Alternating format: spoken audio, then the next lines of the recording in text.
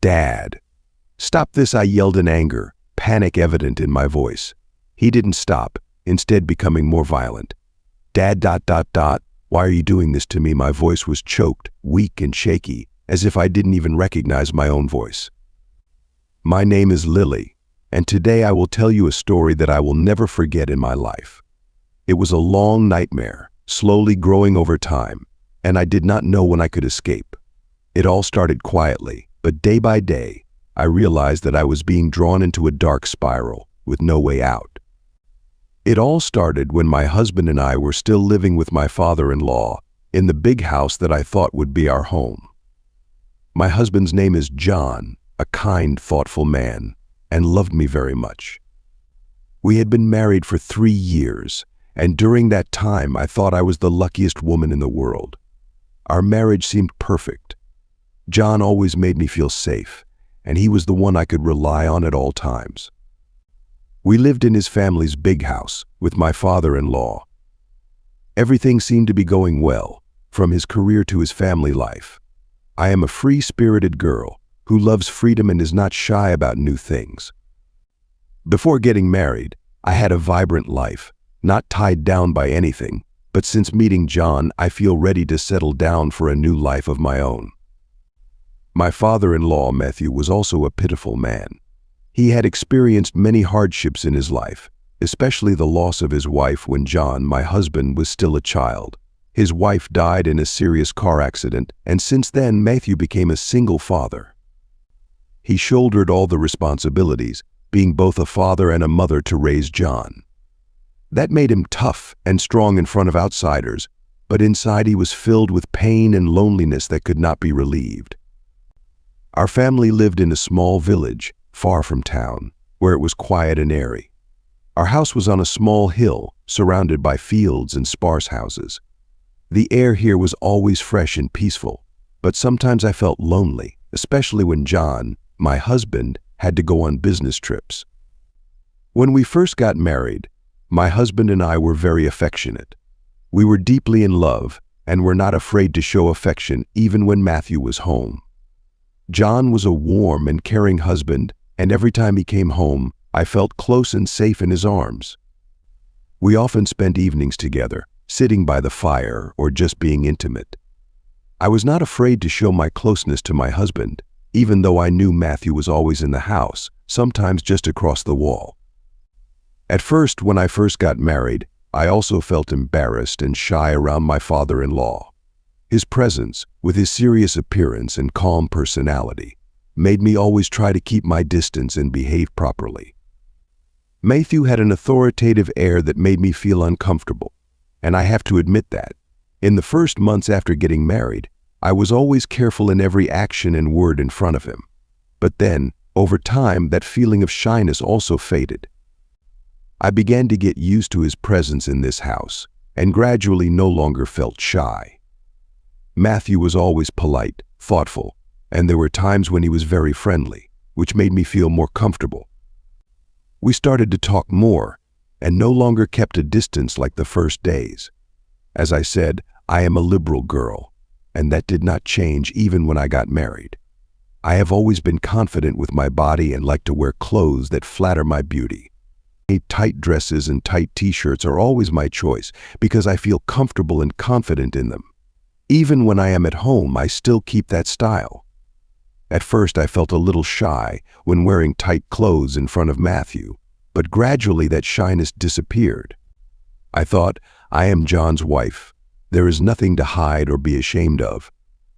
There are evenings when John and I sit together in the living room, chatting or simply sitting close to each other, and I do not find anything unusual when Matthew is present. I always think that he is just a good father-in-law who has experienced many losses in his life and now only wants to see his son and daughter-in-law happy. My intimacy with John does not make me feel embarrassed when he is around because I believe that it is normal in a family. Also, because of my comfort and openness, it seems that things gradually change in a way that I did not expect. At first, when I wore tight clothes or sat next to John, Matthew's eyes would glance over, making me feel uncomfortable. But gradually, I realized that those looks were no longer accidental. At first, when I wore tight clothes or sat next to John, Matthew's eyes would glance over, making me feel uncomfortable. But gradually I realized that the look was no longer accidental. I remember one time, when John was away on a business trip, I was home alone with Matthew.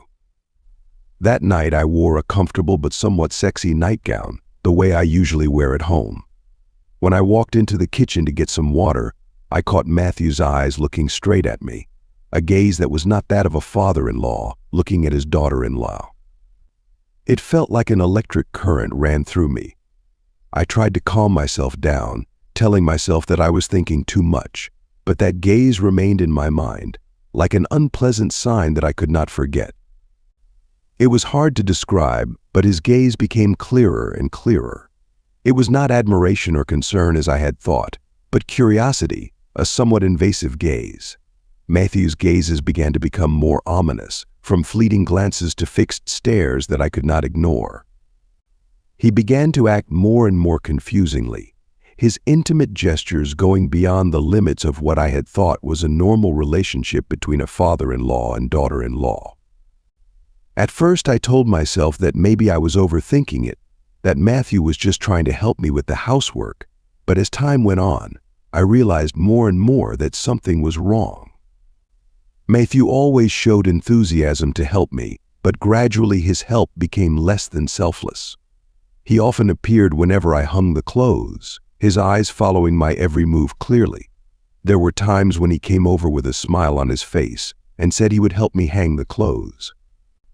At that time, I did not refuse, thinking that he simply wanted to help me with the work.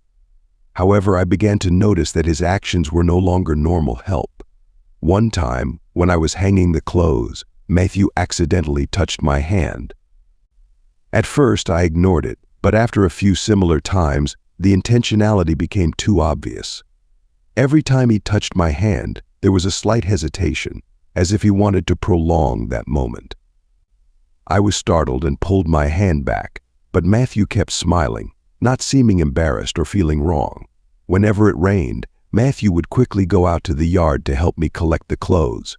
But what started to worry me was that he didn't hesitate to touch sensitive items. Instead of doing it discreetly like a normal father-in-law would do, he picked them up naturally, even folded them neatly, and put them in the laundry basket, as if nothing unusual happened. His gesture made me shiver, but I dared not say it out loud, afraid that I was overthinking it. I remember clearly one time, when it started to rain heavily, I was in the kitchen preparing lunch. Looking out the window, I saw Matthew rushing out to the yard to collect the clothes to dry. At first, I was grateful that he helped me when I was busy, but then I stood still when I saw him pick up my underwear without hesitation. He had no hesitation in picking them up, glancing at them, and then putting them in the basket, with a slight smile on his face. The sight made me feel uncomfortable, and I realized that his help was no longer just a family matter. The intimacy in Matthew's actions gradually became too obvious, and I began to feel anxious whenever I was alone with him. But what was even more frightening was that I did not know how to tell John, because I was afraid that he would not believe me, or worse, he would think I was exaggerating everything. I kept quiet, but my heart grew more and more uneasy and panicked about what was happening in the house that should have been the safest place for me. Until one day that I will never forget in this life. That day, everything started like any other normal day. John, my husband, still went to work early, leaving the house with only me and my father-in-law, Mr. Matthew. As usual, after John left, Matthew would go to work in the fields early in the morning. I was used to that routine and felt secure when the house was empty, with only me. A feeling of freedom and comfort filled the space when I knew I had the whole morning to relax. That day, I decided to rest on the sofa in the living room, where my father-in-law usually sits to watch TV in the evening. Thinking that he had gone to the fields and no one was home, I thoughtlessly wore a cool outfit, a bit more revealing than usual. It was just a habit of mine, because I was always confident about my body and didn't feel that wearing comfortable clothes at home was a big deal. I stretched out on the chair, relaxed my body, and let myself fall into a deep sleep, The soft feeling of the chair and the quietness of the house made me completely relaxed, without any defense. The space was so quiet that I completely fell asleep without knowing that everything would change in just a moment. It all started from that moment. My father-in-law, who I thought was busy in the fields, for some reason came home earlier than usual. Maybe he finished his work early, or maybe he found an excuse to come back. But the scary thing was that I was completely unaware of his return. He entered the house without saying anything, without making any sound. His footsteps were so soft, and in my deep sleep, I didn't notice. Matthew stood there, his eyes glued to me. I couldn't feel his gaze, couldn't realize that something was terribly wrong. I lay there, innocently in my revealing clothes, completely unaware that I was the object of his gaze. In the next few seconds, his gaze seemed to change, and that was the beginning of a chain of events that I will never forget. At that moment, I was still sleeping soundly, completely oblivious to his presence, a presence that would lead to horrors that I could not foresee. He stood there, looking at me for a long time, his gaze unreadable and complex. I could not tell whether the thoughts in his head had existed before, or had just exploded in that moment. A man who had been a widower for many years, lonely in his own home, now stood before a young woman as vibrant and attractive as me. Perhaps he could no longer suppress his instincts.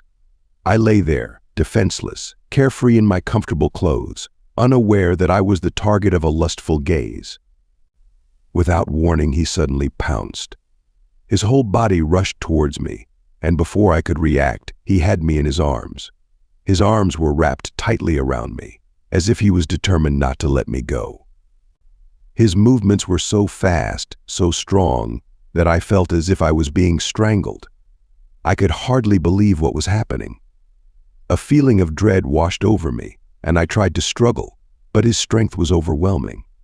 "Dad, what are you doing?" I screamed, panicking, but he didn't respond. Instead of stopping, he didn't say a word. Continuing his actions, his greedy arms began to grope all over my body. I felt every touch possessive, every line of my body was explored without shame. Fear and panic surged through me. I tried to resist, using all my strength to push him away. But my body was too weak, and he was muscular and strong. All my efforts were in vain. I couldn't escape his greedy grip. "Dad, stop this," I screamed in anger, panic evident in my voice. He didn't stop, instead becoming more violent. Tears welled up in my eyes. Fear and humiliation overwhelmed me. My heart shattered at the painful betrayal. I couldn't believe that the person I once trusted could do this to me. The pain in my heart mixed with fear, and I felt completely helpless, trapped in a nightmare with no way out. But now, my father-in-law no longer cared about anything. He didn't hear my pleas, didn't pay attention to my resistance. "Just give me one more time." Son, his voice was low, ringing like a plea.